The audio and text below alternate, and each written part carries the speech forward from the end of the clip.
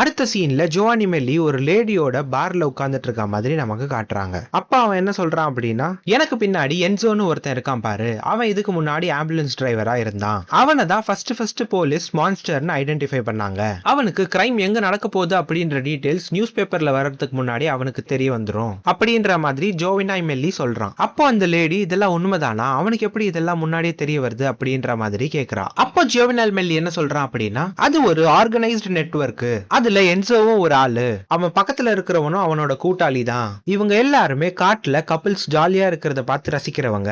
1981ல ஒரு கப்பல் இறந்து போனாங்க அப்படின்னு சொல்லிட்டு நியூஸ் வந்ததுல, அந்த கப்பல் ஃபாரஸ்ட்குள்ள போறதுக்கு முன்னாடி இவன் அவங்கள ஃபாலோ பண்ணிட்டு போனானா. அந்த கப்பல் காரை ஒரு ஒதுக்குப்புறமா போட்டுட்டு என்ஜாய் பண்ண ஆரம்பிச்சாங்களாம். அப்போ இவன் அதெல்லாம் பார்த்துட்டு இருந்தானா. அந்த டைம்ல அந்த சீரியல் கில்லர் வந்து 2 பேரையும் சாகடிச்சிட்டு பொண்ணை மட்டும் தூக்கிட்டு போயிட்டு அவளோட பெல்விக் ஏரியாவை கட் பண்ணி எடுத்துட்டானா. என்சோ அன்னைக்கு ராத்திரி இது எல்லாமே கண்ணால பார்த்தானா.